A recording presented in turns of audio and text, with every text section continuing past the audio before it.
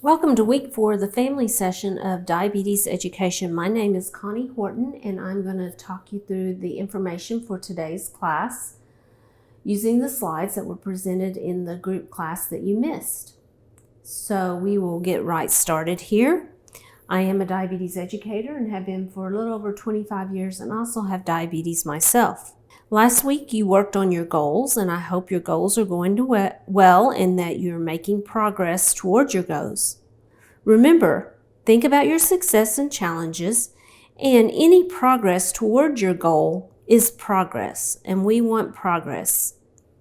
We will review your goals in week 7. I would also like for you to think about your successes and challenges and how managing your diabetes may have affected your daily activities.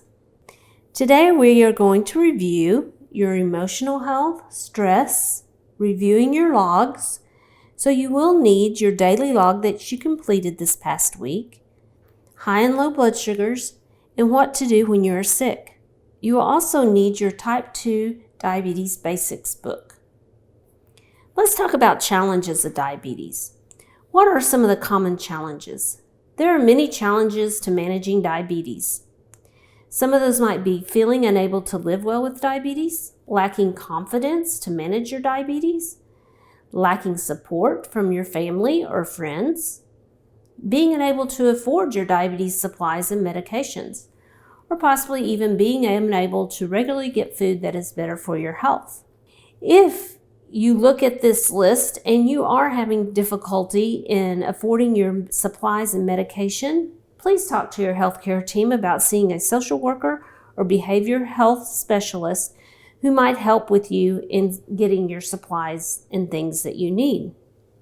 If you're feeling any of these, it's important to find someone you feel comfortable with discussing your feelings with them. As you continue to learn more about how to manage your diabetes, your confidence in these areas will improve. I'd like for you to think about ways that you've managed other problems in the past that you might be able to apply now to help you handle your diabetes. Different areas to help cope with diabetes on pages 37 through 39 in your book show things like a creative outlet such as arts, music, cooking, maybe crochet, scrapbooking, photography, or a physical outlet such as dancing, hiking, walking, or just being outdoors. Also, talking to others, walking with pets.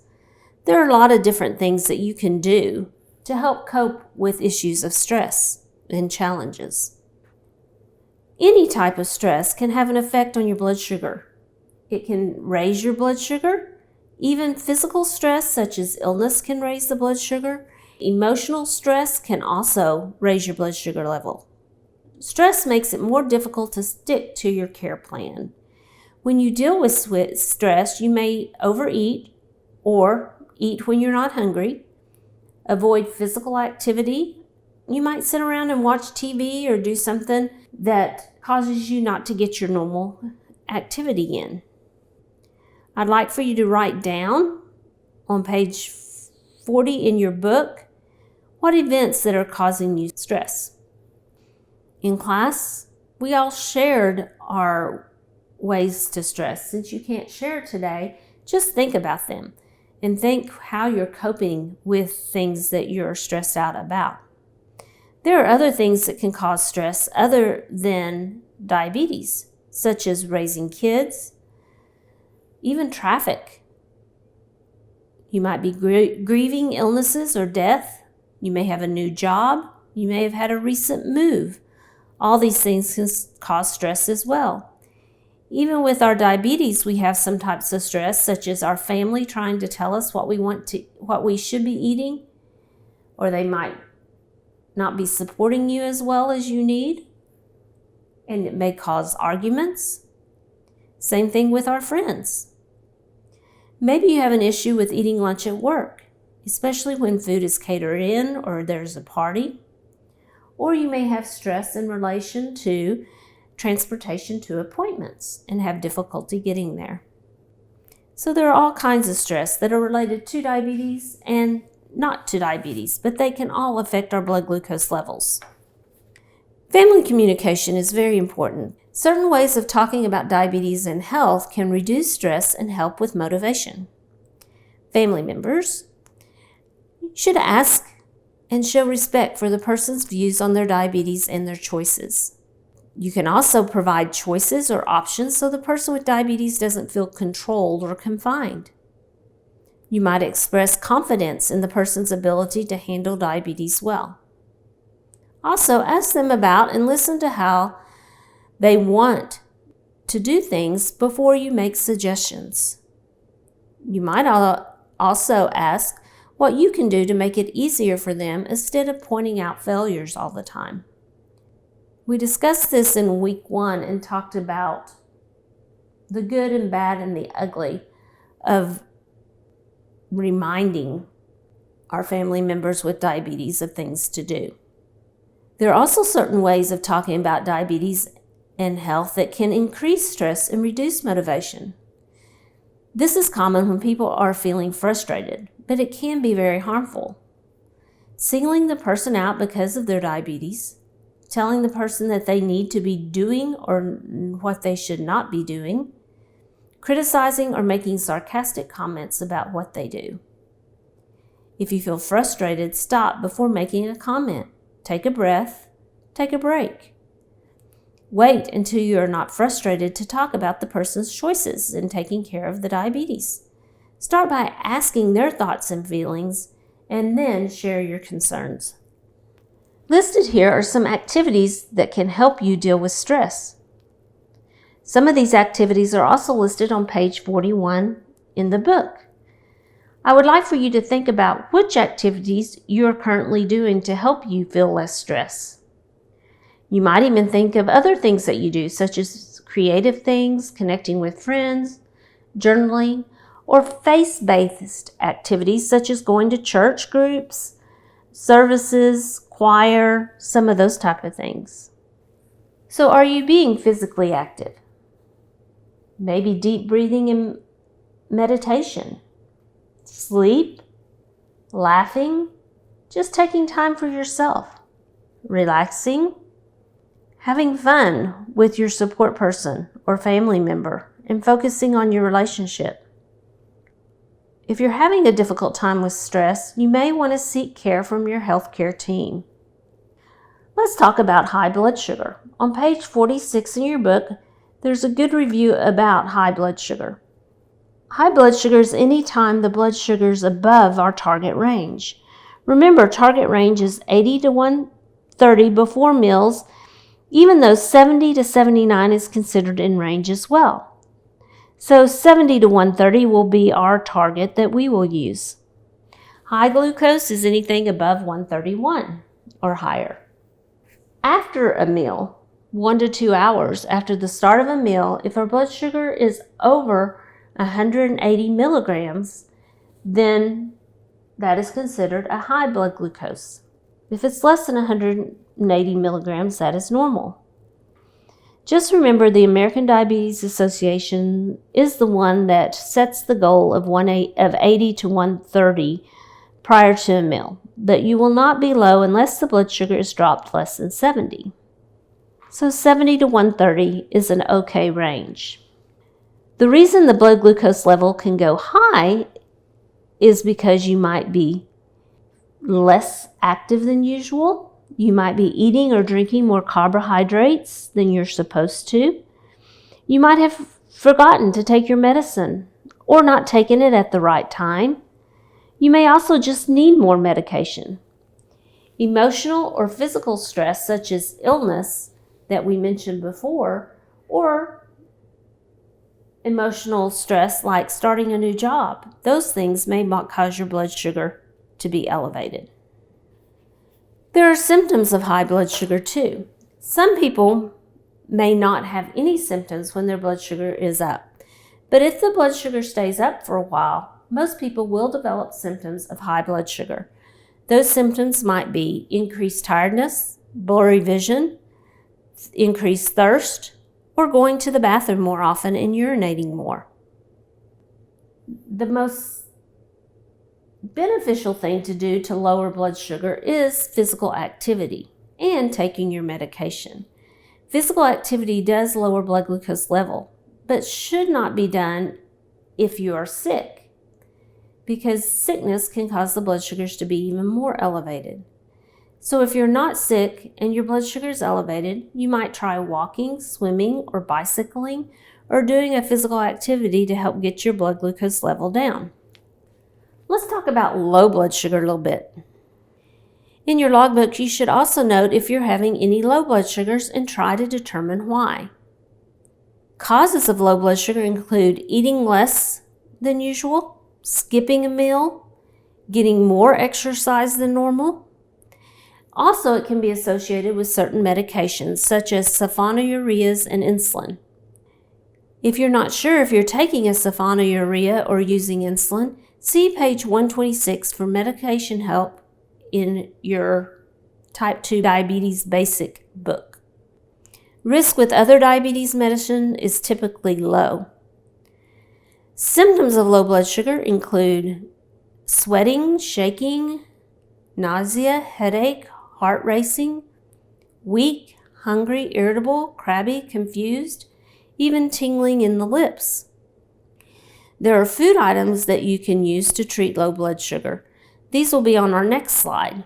But we want to do, if our blood sugar is less than 70, we want to eat 15 grams of carbohydrate. Taking in more than 15 grams will not make your blood sugar increase any faster, but overtreating leads to blood sugars going too high. If you do take a sulfonylurea such as glipizide or glyburide or use insulin, you should carry something for treatment of low blood sugar on you, maybe in your purse or in your vehicle. You should continue to treat low blood sugar every 15 minutes as long as the blood sugar is remaining under 70. So if you feel symptoms of diabetes, you want to test your blood sugar, treat it, wait 15 minutes, test your blood sugar. If it's still below 70, treat it. If it's coming up, then you don't need to retreat. If you have to treat more than 3 times in one session, you should seek medical advice. If you have low blood sugar during exercise, you should also stop and check your glucose. You may need to eat a snack prior to exercising to prevent low blood sugars, or maybe choosing to exercise after you have eaten a meal.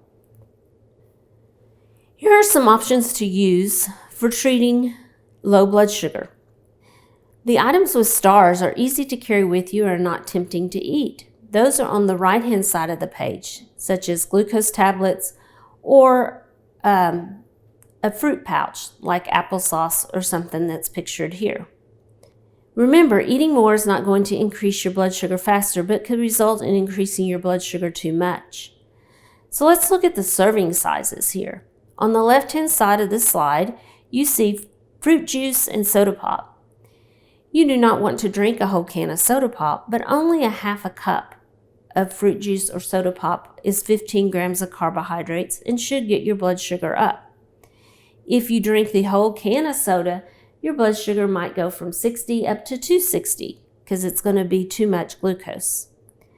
A cup of low-fat or skim milk will also bring the blood sugar up. 3 to 4 glucose tablets, and I forgot to mention glucose tablets can be purchased at your local pharmacy. And they taste kind of like sweet tarts maybe, just kind of sweet, and usually have different flavors. 3 or 4 hard candies will bring the blood sugar up, but are hard to digest because they have to either be chewed up or our body has to suck on them to get into our system quickly. 12 grapes will also bring the blood glucose up, or like I mentioned before, a fruit packet. Each of these choices on this slide has 15 grams of carbohydrate. Your book includes items like granola bars and crackers on page 49. They may not work quite as quickly as the ones listed here, but are okay options if they're all you have. Notice proteins like nuts are not on this list because we want to use sugar-containing items to increase your blood sugar. Other options might be a tablespoon of honey or a tablespoon of jelly. Let's move on to reviewing your daily log. On page 42 in your book, it's going to talk about how to review your log and look for patterns in blood glucose management. Let's think about what are your thoughts and feelings about checking your sugar or glucose. Under the Let's Talk session on page 42, you can write some of them down and reflect on them after you write them down. Have these changed since week 1? What value do you find in checking your blood sugar? Let's review your glucose results. On page 43, it talks about a good way to review your blood glucose records. What I'd like for you to do now is do what the slide says and what it says in the book. You may want to pause this while you do this. We want you to circle and count all the results in your target range. Put a square around the results that are not in target range. Remember, 70 to 130 before meals is fasting and what our target range is, and less than 180, 1 to 2 hours after the meal. Is the number of results in target bigger than the number not in target? If so, at least half of all your results are in target range, and if not, at least half of your results are not in target range. For example, in the next slide shows someone reviewed theirs and they had 14 results in target range and 14 results that were not in target range. The number of results is the same, so at least half of the results are in target range. And that's what we like to see. Now look at some of your results that are in target range and not target range. I would like for you to focus on those that are not in target range at this point. What happened in the previous 3 to 4 hours before that test result occurred? What kind of food or activity occurred before you checked that blood sugar? What food or activity could have affected your glucose value? What do you think caused it to be high or low and out of target range?